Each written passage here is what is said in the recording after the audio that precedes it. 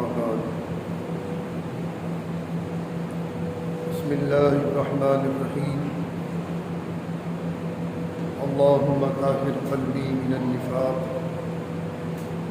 وعملي من الرياء ولساني من الكذب وعيني من الخيانة فإنك تعلم خائنة الأعين وما تخفي الصدور.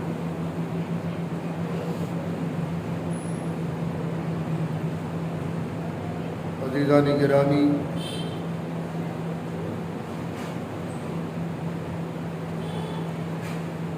ماہ ذی الحجہ کا مہینہ ابھی جاری ہے۔ عید قرباں سے پہلے مسائل و فضائل کی تفصیل، اس سے پہلے حج کے نصاب، حج کے مسائل، حج کی اقسام کی تفصیل،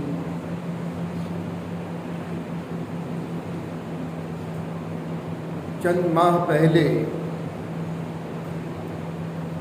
ایک عنوان میں لے کر آیا تھا کہ دنیا کب فنا ہوگی۔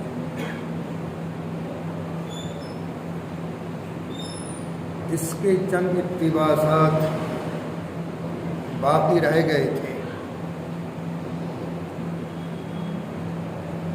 سب سے پہلے اللہ کی بارگاہ قدسی میں یہ دعا کریں کہ اللہ ہماری قربانیوں کو قبول فرما لے، تمام حاجیوں کی حج کو قبول فرما لے، اور ہم سب کو، پوری امت مسلمہ کو وہاں کی حاضریاں بار بار نصیب فرمائے۔ شریعت مطہرہ نے فتنوں سے بھی آگاہ کیا ہے اور ان فتنوں سے بچنے کے راستے بھی بتا دیے ہیں۔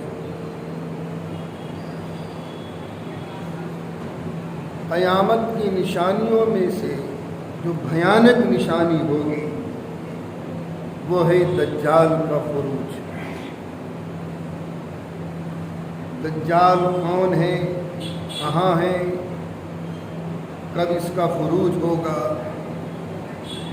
یہ تمام تفصیلات تو پچھلے دروس میں آپ حضرات کے سامنے آ چکی ہیں۔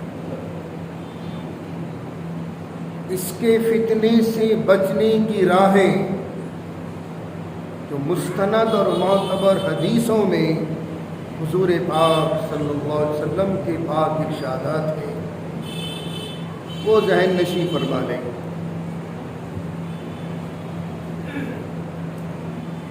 سیدنا حضرت علی رضی اللہ تعالیٰ عنہ کی ذات بابرکت کسی تعارف کی محتاج نہیں ہے۔ آپ کی شخصیت اظہر من الشمس ہے، اس میں کوئی دو رائے نہیں۔ اس حدیث پاک کے راوی اور اس روایت کو امام بخاری اور امام مسلم علیہم الرحمہ نے اپنی صحیحین میں نقل کی ہے۔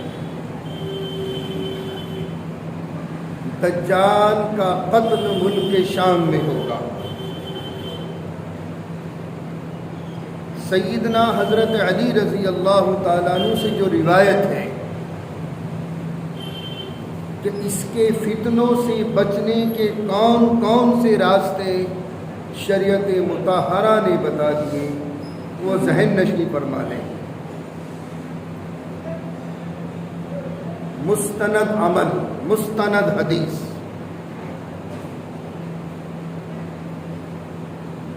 جو میرا امتی سورہ جمعہ کو سورہ کہف پڑھے گا تو اس جمعے سے لے کر آنے والے جمعوں تک تمام فتنوں سے اللہ اس سورہ کہف کے پڑھنے والے کو محفوظ رکھے گا، اور اگر اس دوران میں اس منحوس کا خروج ہو گیا دجال کا، تو اللہ اس کے دجال کے فتنوں سے بھی، اس کی دجالی چالوں سے بھی اللہ اس سورہ کہف کے پڑھنے والے کو محفوظ رکھے گا، اور گناہ تو معاف ہو جائیں گے۔ یہ بھی ایک جز ہے، لیکن صغائر، ہاں بڑے گناہ بغیر توبہ کے معاف نہیں ہوتے، گناہ کبیرہ، اور وہ توبہ بھی پکی سچی توبہ، توبۃ نصوحا،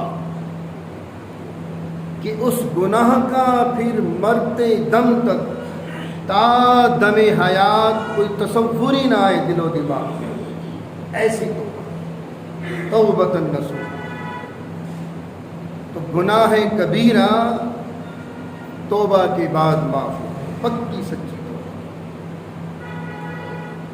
دوسرا عمل،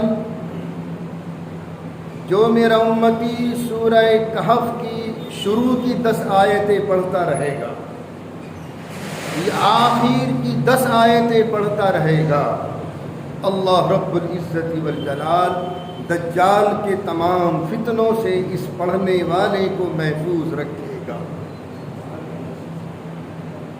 فتنے آئیں گے، یہ قیامت کی نشانیوں میں سے ہیں، قرب قیامت کی نشانیوں میں سے، اور چونکہ دجال کا فتنہ ایمان کو، یقین کو، اعتقاد کو متزلزل کرے گا، یہ بہت ہی بڑا فتنہ ہوگا، بڑا خطرناک فتنہ ہوگا۔ اللہ اس کے ہاتھ میں کچھ پاور دیں گے، یہ بارشیں بھی برسائے گا، یہ زمین سے خزانے بھی نکالے گا۔ اب اس مومنٹ پہ آ کر یقیناً عقیدہ گڑبڑ ہو سکتا ہے، اس لیے اپنے عقیدے کو مضبوط رکھنا، ایمان سلامت رہے گا تو یہ بال بھی کبھی نہیں کر سکتا۔ الحمدللہ اپنے ایمان کو بچانا۔ عمل جیسے بھی ہیں، لیکن ایمان کا بچانا یہ بہت قیمتی سرمایہ ہے،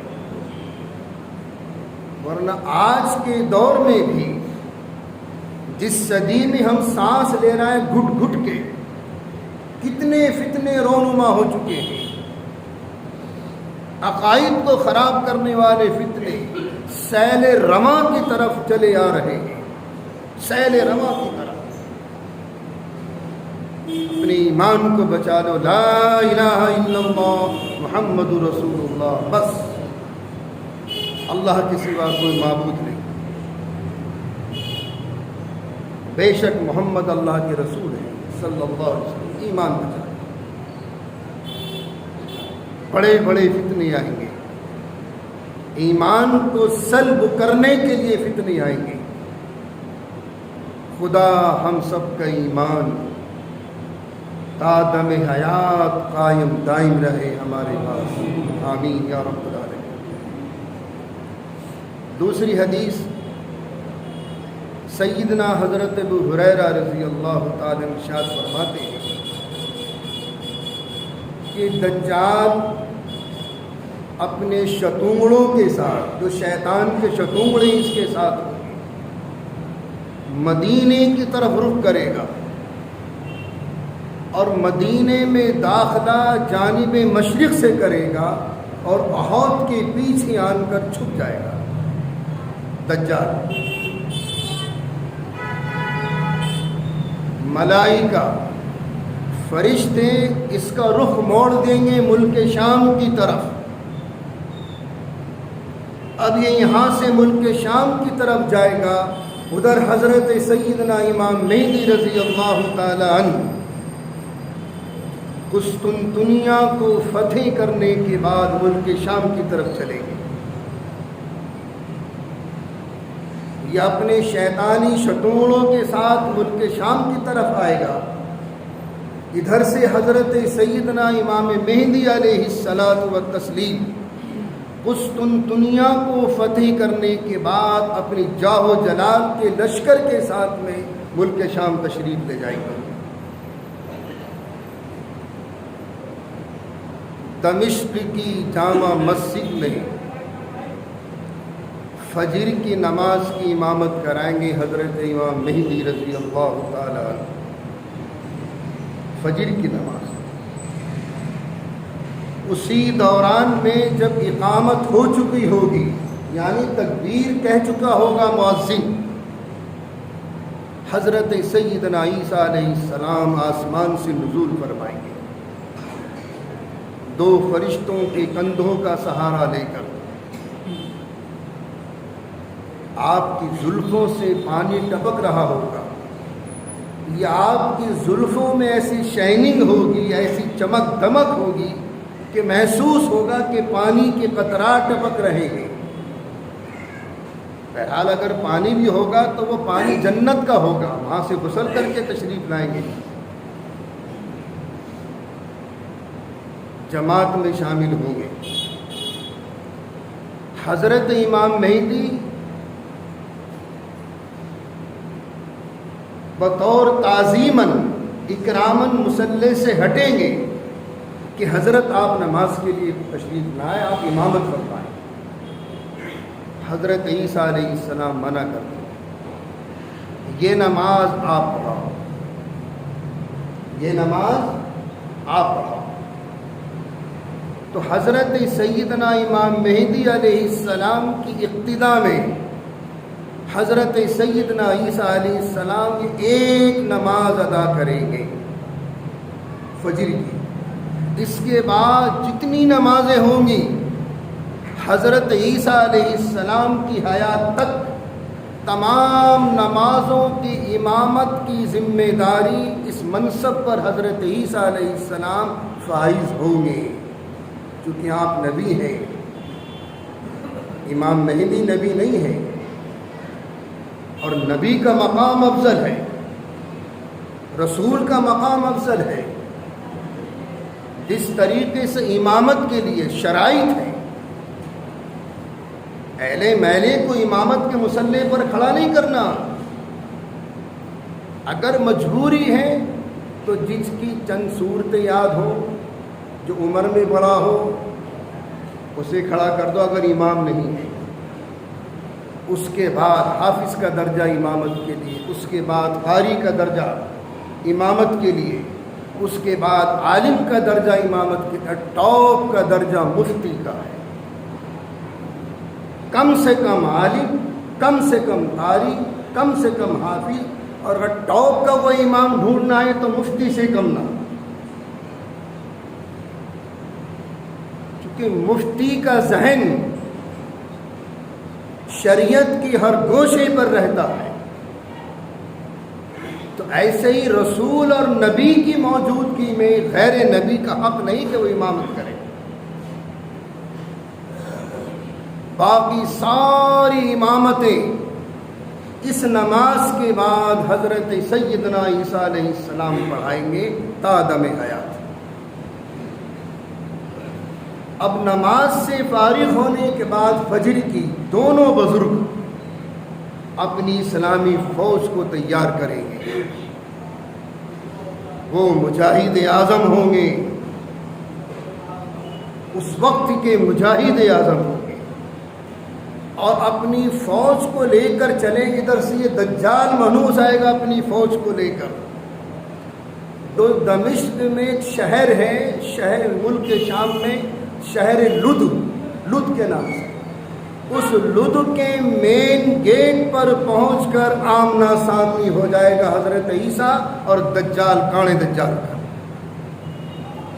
یہاں آن کر آپ اپنے نیزے سے اس کو ماریں گے، وہ نیزہ خون آلود ہو جائے گا، اور اس نیزے کو فضاؤں میں بلند کر کے بمانگ دہر ارشاد فرمائیں گے، میں نے اے لوگوں اس کانے دجال کا قتل کر دیا ہے۔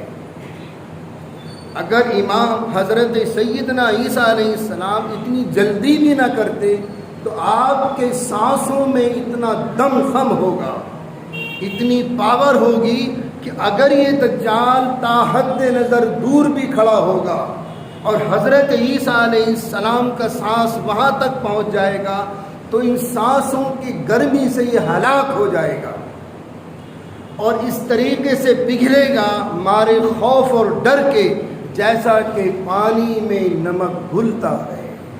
انشاءاللہ باقی تفصیل آئندہ جمعے کو آئے گی۔